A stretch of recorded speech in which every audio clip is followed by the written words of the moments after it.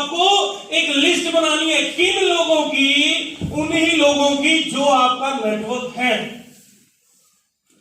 अब यहां पर पहली बात में ही आप मना करते हो कि नहीं सर, लिस्ट तो मेरे दिमाग में है, मैं लोगों को तो मिलवा दूंगा, 4 लोगों का मैंने टाइम ले रखा है।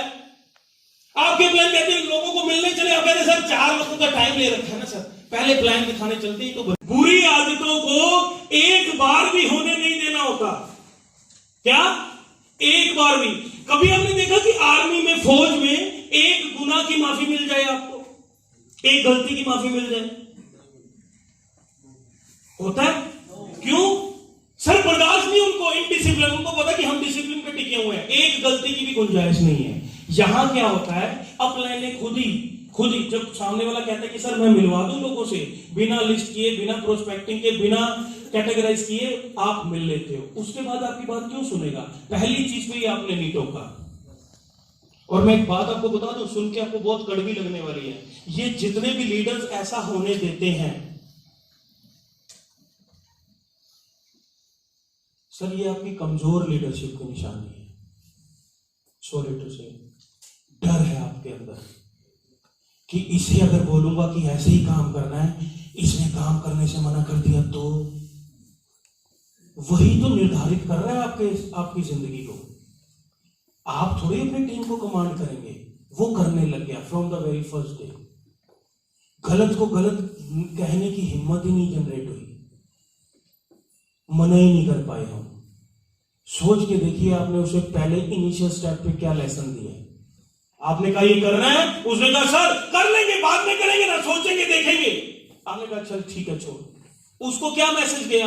अब अगली बार आप किसी और चीज के लिए कुछ बोलने वाले हैं, क्या वो सीरियसली लेगा? वो नहीं लेगा। जैसे कि एक बार आपने मीटिंग में लेट आने वाले लोगों को अलाउ कर दिया, तो ये वायरस है, वायरस। जब आप लेट आने वाले लोगों को अलाउ करते हो, बुरा मत मानिएगा, उन लोगों की डिसरिस्पेक्ट करते हो जो टाइम पे आते हैं। जब आप उन लोगों के साथ लीनियंट हो जाते हो जो लेट आए, तो आपने अनजाने में, ना चाहते हुए, उन लोगों की शान में बहुत बड़ी गुस्ताखी कर दी जो अपना घर का काम छोड़ के, अपने बच्चों को छोड़ के, अपने पतियों को छोड़ के टाइम पर आकर बैठे थे। अगली बार वो भी नहीं आएंगे, अगली बार वो भी टाइम पे नहीं आएंगे। ये रीति रिवाज चल गया, फिर ये परंपरा चल गई। कहने की जरूरत नहीं है, उनको लेसन दे दिया आज आपने। वो ये नहीं कहेंगे कि सर अगली बार लेट आएंगे, पर आएंगे वो अगली बार लेट, क्योंकि उनको समझ में आ गया कि यहां पर टाइम पे आने का कोई फायदा नहीं है। Hello, yes. कहने की जरूरत नहीं है, बाय डिफॉल्ट इधर गया। फाइन लगाते हैं उन पे जो लेट आए थे, पनिश करते हैं उनको, क्योंकि सुधारने का एक ही तरीका है, पनिश करना, और कोई तरीका नहीं है सर। तो मैं आपको क्या कह रहा हूं कि जब बंदे ने आपकी बात नहीं मानी, पहले ही बार से आपने अलाउ कर दिया, चल यार 2 से तो मिले, 4 से तो मिले, 6 से मिले, रिवाज परंपरा शुरू कर दी सर, अब कोई भी नहीं करेगा। और जो व्यक्ति इतना कमजोर है कि उसने बिना लिस्टिंग के काम करना शुरू कर दिया, अपनी टीम में वो कैसे डालेगा संस्कार को? डालेगा? नहीं डाल सकता। लोगों के नाम लिखने, सभी लोगों के नाम लिखने, प्रीजज नहीं करना, ये नहीं सोचना कि वो करेगा कि नहीं करेगा। ये क्यों हमने करना है? क्योंकि हमने लोगों की 200 में से 30 लोगों की एक लिस्ट बनानी है, कैटेगराइज करके। रिश्ते 3 तरीके के होते हैं। मैं ये कहता हूं और मेरा ये पक्का मानना है, आप नेटवर्क मार्केटिंग पैसे के लिए मत करना। पैसा नहीं चाहिए ना, पैसे के लिए मत करना, अपने रिश्तों को जज करने के लिए कर लो। पता कैसे? 3 तरीके के रिलेशंस होते हैं सर, हॉट, वार्म, कोल्ड। सबसे कम रिश्ते, थोड़े से खास और सबसे खास। हॉट वो लोग होते हैं जो हमारे घर में ड्राइंग रूम में, बेडरूम में बिना नॉक के आ सकते हैं। हम बेडरूम में बैठे सीधा घुस जाएंगे वो आके। 2-4 लोग ऐसे होते हैं जो सीधा हमारे बेडरूम में आ सकते हैं, किचन में कुछ भी जाकर खा सकते हैं, मन करे जो उठाकर खा सकते हैं। वार्म लोग वो होते हैं जो ड्राइंग रूम तक आ सकते हैं लेकिन बेडरूम में नहीं जा सकते। बेडरूम में जाने से पहले आवाज लगाएंगे। अगर हम खाना खा रहे हैं तो उनको खाना खिलाएंगे, हम पूछेंगे भाई खाना खा ले, वो मना भी करेगा, एक बार फिर पूछेंगे, नहीं खाएगा तो कोई बात नहीं। कोल्ड लोग वो होते हैं जो हमारे गेट के अंदर ही एंटर नहीं कर सकते। ये 3 तरीके के रिलेशंस हैं हमारे। हमने शुरुआत किससे करनी है? होठ से करनी है। क्यों? क्योंकि वहां पर ट्रस्ट फैक्टर, बिलीफ फैक्टर सबसे ज्यादा है। मैंने जो बात बोली कि अपने रिलेशंस को जज कर लेना, मैं सबसे पहले गया अपनी बुआ के लड़के के पास। मैं उसको अपना बाप माना करता था। बड़े भाई होते हैं ना, कुछ फादर फिगर बोलते हैं हम कि ये तो मेरे पिता तुल्य है ये। मैंने बिजनेस में आया, मैं उसके पास गया और इसलिए नहीं गया था कि उसको जाकर प्लान दूंगा, इसलिए गया था कि चलो वो भैया मेरे साथ आ जाएंगे तो इधर भी काम शुरू हो जाएगा। मैं गया, उन्होंने कहा अपनी अपलाइन के साथ गया, उन्होंने कहा मोटरसाइकिल पे बैठ के गया 50 किलोमीटर दूर, शाम को ठंड में पहुंचा उनके ऑफिस में। उन्होंने कहा बताओ क्या बात करनी है। मेरी अपलाइन में टक टक करके प्लान दिखाया। प्लान दिखाने के बाद मैंने कहा भैया चलो पैसे दो, इतने पैसे चाहिए। उस व्यक्ति ने एक बात बोली मुझे कि यार पैसे तो तेरी बुआ से बात करनी पड़ेगी मुझे। मैंने कहा बुआ से क्या बात करोगे, जो कर रहे हो पैसे हैं या ना, बुआ को बाद में बता देंगे। नहीं, मैं ऐसे नहीं कर सकता, तेरी बुआ से बात करनी पड़ेगी। ठीक है, कब? फिर पता आज बात कर लूंगा, कल करना। मैं वापस आ गया। अगले दिन फोन किया, मैंने कहा बात हुई? कहते अभी बात नहीं हुई। मैंने कहा शाम को करूंगा। शाम को फोन किया, बात हुई? अभी बात नहीं हुई, करता हूं। अगले दिन फोन किया, बात हुई? हो गई? क्या कहा? उन्होंने कहा नहीं, हम नहीं कर सकते, तेरे पास तो टाइम नहीं, तू करेगा कैसे, तू तो जॉब करता है, तू फिर क्या फायदा पैसे लगाने का भी जब काम ही नहीं करना। मैंने कहा भैया संडे कर लेना, लिंक्स दे देना, बता देना मेरे को। मैं नहीं, अब तेरी बुआ मना कर रही है तो मैं कर नहीं सकता। मैं जिंदगी में कुछ भी सोच सकता था, लेकिन ये नहीं सोच सकता था कि मेरे को वो बंदा मना कर सकता है 8,000 रुपए के लिए। मैं कुछ भी सोच सकता था। सोचा, हैरानी हुई, परेशान रहा 2 दिन। आपकी बात नहीं करता, अपनी बात करता हूं। 2008 का वो दिन और 2022 चल रहा, तब से लेके आज तक मैंने उस बंदे से जिंदगी में पलट के बात नहीं करी। उसके बाद बहुत बार उसने मेरी बहन को, मेरे पिताजी को, मम्मी को कहा कि बात तो करे मेरे से, बात तो करे मेरे से। जहां ना उम्मीद सबसे ज्यादा होती है, दर्द सबसे ज्यादा वही होता है। मुझे लोगों ने मना किया, मुझे दर्द नहीं हुआ, उसने मना किया तो दर्द हुआ। क्यों? 8,000 रुपए के लिए उस बंदे ने मेरे को मना कर दिया। मतलब 8,000 की क्या औकात थी? ऐसे करके ऐसे फेंक देने चाहिए थे। कुछ लोग होते हैं जिनके साथ हम बैठ के खा पी के बात खत्म कर देते हैं। आपको ये क्यों कह रहा हूं? मुझे उस दिन एक बात समझ में आई कि आज 8,000 रुपए के लिए इस व्यक्ति ने मुझे मना कर दिया। भगवान ना करे कल 5-10 लाख रुपए की जरूरत पड़ी, मेरे घर का कोई बीमार हो गया, मुझे कहीं काम में फंस गया, कहीं गड़बड़ होगी, तो 5-10 लाख रुपए तो बिल्कुल नहीं देगा ये व्यक्ति। मैं कौन से रिश्तों का बोझ लेकर ढो रहा हूं? और यकीन मानना, मुझे इस बिजनेस में उन लोगों ने मना किया जिनसे उम्मीद थी, और उन लोगों ने हाँ कर दिया जिनसे उम्मीद नहीं थी। मेरे दोस्त था, मतलब तब तो वो दोस्त भी नहीं था, तब वो जानकार था। आप ये मान लो कि वोम और कोल्ड के बीच में था। मैंने आपको होट की बात सुना दी, वोम और कोल्ड के बीच की बात सुनाता हूं कि कभी कभी टाइम होता तो हम कॉलेज में मिल लेते, बैठ के बात कर लेते, चाय। वो व्यक्ति मेरी बात सुनता होता था। मैंने कभी उसकी तरफ ध्यान नहीं दिया। तो मैं जब काम में आया तो मैं अपने एक वोम कैटेगरी वाले बंदे को, 7-8 नंबर वाले बंदे को बैठ के प्लान दिखा रहा था। वो बंदा आकर मेरे साथ बैठ गया, वो दूसरे वाला। बात सुनी तो मैंने उसे कहा कि भाई मीटिंग में चलेंगे। 2008 की बात है, मैंने कहा मीटिंग में चलेंगे। तो उसने कहा यार मैं संडे को देखूंगा, सोचूंगा, टाइम है नहीं है। दूसरे वाले ने कहा कि भाई मैं चल सकता हूं क्या? मैंने कहा हाँ चल सकते हो, आप चलो। कहता मैं चलूंगा। उसने संडे को खुद फोन किया, सैटरडे को, कि भाई चलूं मैं, कल चलेंगे ना? वो मेरे साथ गया। मुझे उसकी फाइनेंशियल सिचुएशन पता थी। मुझे पता था कि वो बहुत नरम फैमिली से है। उसके पिताजी छोटी सी जॉब करते हैं, 2 बहनें हैं, और वो एक किराए के घर में उस समय रहते थे। मुझे पता था कि कॉलेज से जाने के बाद वो 2,000 रुपए की पार्ट टाइम नौकरी करता था अपना गुजारा चलाने के लिए, कि फीस चली जाएगी कॉलेज की। मुझे उसके बारे में पता था।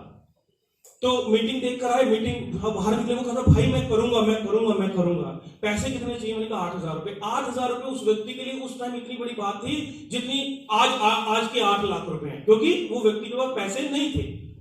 मैंने कहा 8,000 रुपए। कहता अच्छा 8,000 रुपए देने हैं। कहता मैंने ना 6 महीने से ना कुछ तो भाई मेरे पैसे खर्च हो गए, जिम जो मैं जाता हूं वहां पर खर्च हो गए, मेरे पास ना 4-5 हजार रुपए इकट्ठे हैं, तो 4-5 हजार तो है भाई, 2-3 हजार रुपए कम पड़ेंगे, मैं कोई नहीं, मैं पापा से बात करता हूं। मैं उसकी शक्ल देखूंगी, एक प्यार बात क्या कर रहा है। अगले दिन उसका फोन आया कि मैंने पापा से बात की थी, पापा ने तो मना कर दिया, उन्होंने कहा नहीं हम ऐसे काम नहीं, लेकिन मैंने ना 2-3 दोस्तों से भाई 2-3 हजार रुपए पकड़ लिए, मेरे पास 8,000 हो गए, तो वो आप 8,000 रुपए ले लो और मेरे को स्टार्ट करवाओ। मैं हैरान, मैं उसको अपना दोस्त भी नहीं मानता था।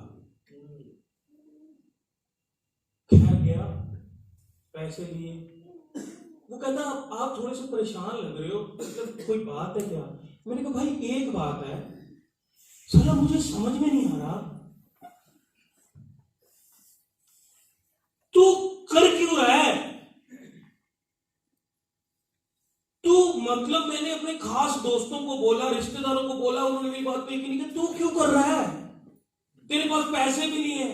उस बंदे ने मुझे एक बात बोली सर, उसने कहा मैं इसलिए कर रहा हूं क्योंकि आप कह रहे हो। मैंने कहा मतलब?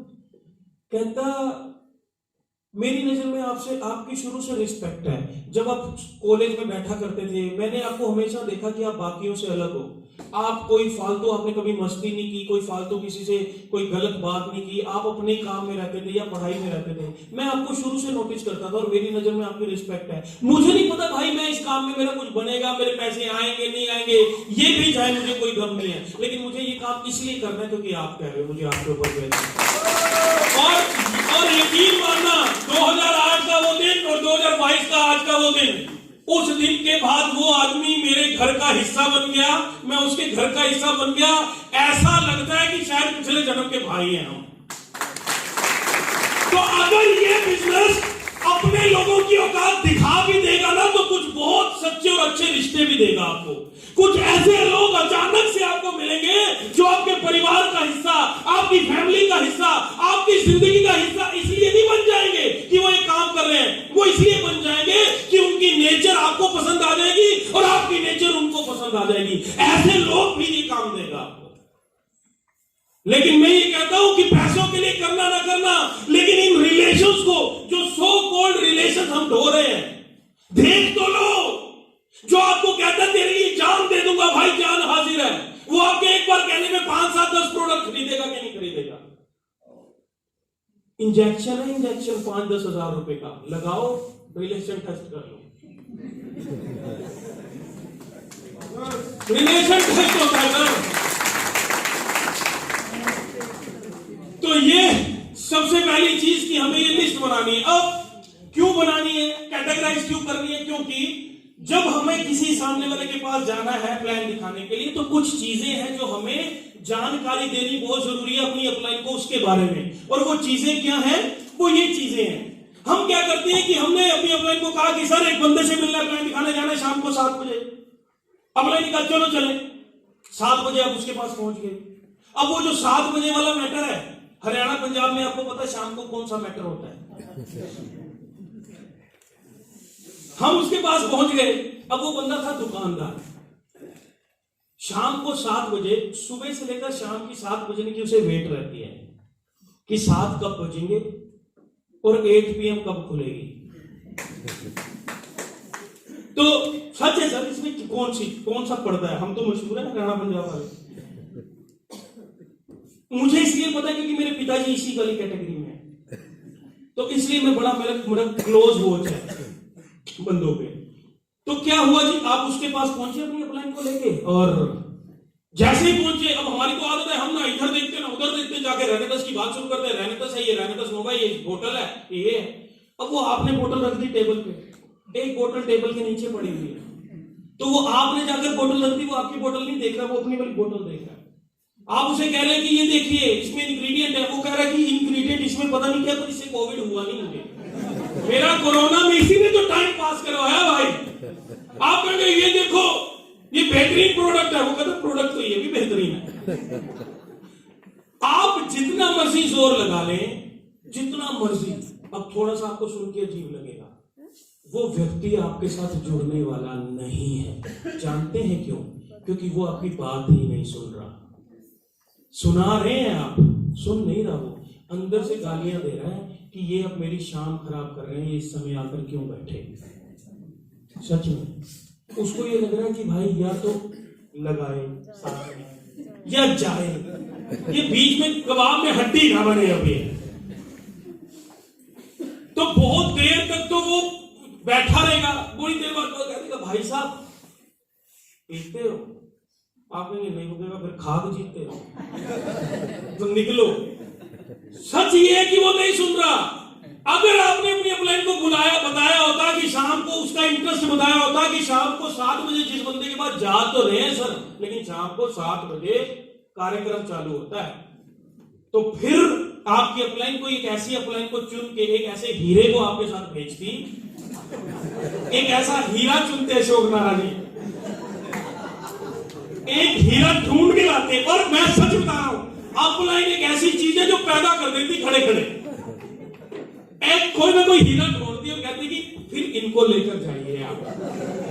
और जब वो बंदा वहां जाता तो भैया कुछ कहने की जरूरत नहीं पड़ती, उसे मीठी मीठी सुगंध आ जाती कि टेबल के नीचे कुछ है, तो खुद ही पूछ लेता, हाँ जी भाई साहब कार्यक्रम चलने लगा था क्या? तो अच्छा, ये जो होते हैं ना, मतलब उस कैटेगरी वाले लोग होते हैं, उनका आंखों में इशारा हो जाता है। मैंने बड़ा क्लोज वॉच किया इसको। एक बंदे से मैंने पूछा, अच्छा बात कर लूं आपके साथ खुल के? तो ना एक बंदे से मैंने पूछा, मैंने कहा भाई मुझे एक बात तो बता कि यार ये जो होते पीने वाले होते हैं, मतलब इनसे कैसे पूछना होता है कि चलो हमें भी लोग मिलते हैं, हमारे साथ पीने वाले भी होते हैं, सामने हम किसी गेस्ट से मिल रहे हैं तो भाई शाम का टाइम है, पार्टी का टाइम है, तो कैसे पूछना है कि अभी अगर नहीं पीने वाला तो ऑफेंड ना हो जाए ना बात सुन के, कि मैं पूछ लूं कि भाई पीते हो क्या, वो कभी ना पीता हो तो वो बुरा मान जाएगा। मैंने किसी पूछा कि पूछना कैसे होता है, उसने मेरी तरफ देखा, वो हंसा, वो सोचने लग गया। मैंने कहा सोच क्या रहे हो? अरे पूछना तो नहीं होता। मैंने कहा पता कैसे चलता है? फिर सोचा मैंने, कहते ऐसे ही लग जाता है बता। मेरे को उस दिन तो बात समझ में नहीं आई कि ऐसे लग जाता है, बाद में मैंने नोटिस किया। और मैं सच बता रहा हूँ कि जो होता है ना, वो बस आंखों में कि अच्छा अरे हाँ चले फिर, चलो फिर हो गया। तो अगर उस अपलाइन को भेजा गया होता तो वो जाके कहता कि भाई साहब एक ही गिलास क्यों है, ये भी है इधर। तो फिर दो बंदों की आपस की बात चलती, बिना प्लान दिखाए 40 प्रोडक्ट की आईडी डन हो। और मैंने ऐसा होते हुए भी बहुत देखा है, लोगों को कहते हुए भी बहुत देखा। मैंने इंटरव्यू भी लिया लोगों का बाद में, कईयों का, कि सर ऐसे मैंने तो देखा था, ऐसे हुआ, आपके साथ भी ऐसे हुआ।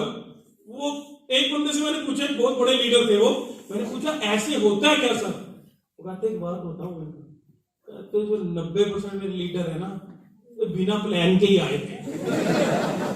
कहते गए तो प्लान देने थे, हम वहां पर इकट्ठे हुए थे, सारे बैठे हुए थे, तो प्लान देने गए थे, लेकिन वहां पर फिर चल गए पकोड़े, और फिर पकोड़े चले तो फिर चले भर, तो फिर सवेरे कहते जब उठे तो सबने कहा हाँ भी बताओ आईडी कौन सी लगानी है, कितने की लगानी है।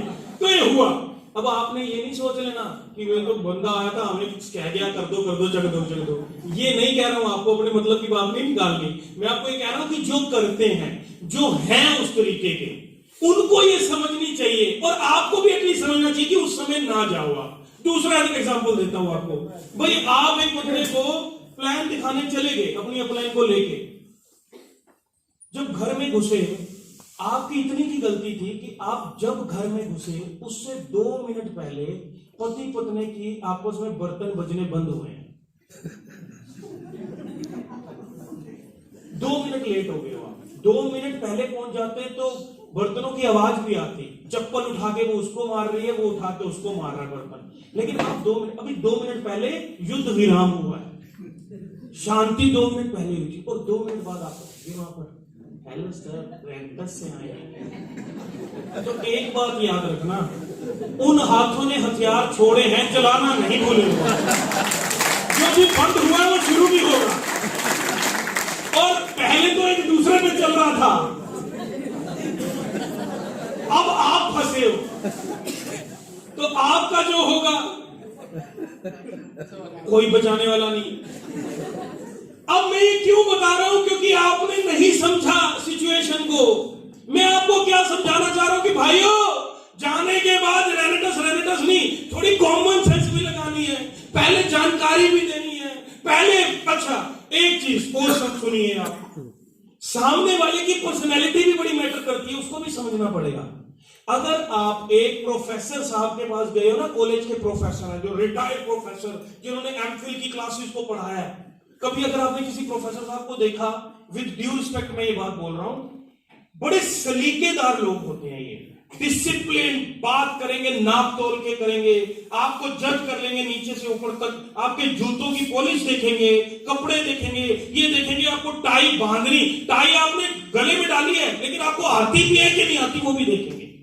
और ऐसे व्यक्ति के पास अगर आपने कम पढ़े लिखे हुए अपलाइन को लेकर चले गए और वहां पर उसने जाकर कह दिया कि सर मैंने ना 50 लाख कमा लिए लेकिन मैं सर 5वीं फेल हूं, 50 लाख एक तरफ है, 5वीं फेल को कहेंगे ये 5वीं फेल वाली बात आने दे रहा है।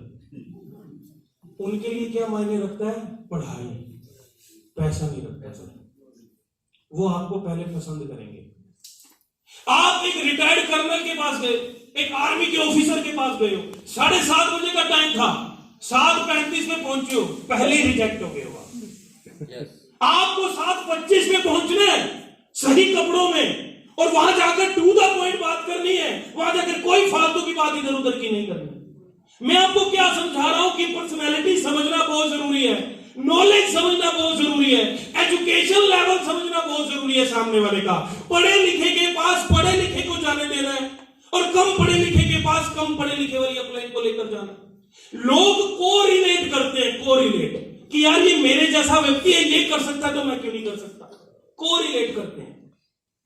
जैसे कि आप एक लेडी के पास गए, अब हमारे हरियाणा में गांव में आपको पता है कि क्या रिवाज है कि ऐसे बहुत सारे गांव हैं, यहां पर भी आसपास होंगे हमारे उधर, तो बोलते हैं कि जहां पर आज भी लेडीज घूंघट करती हैं, घर की जो हाउस वाइफ है गांव में वो घूंघट करती है, वो आ रही है सास के सामने में आ रही घूंघट करके आ रही।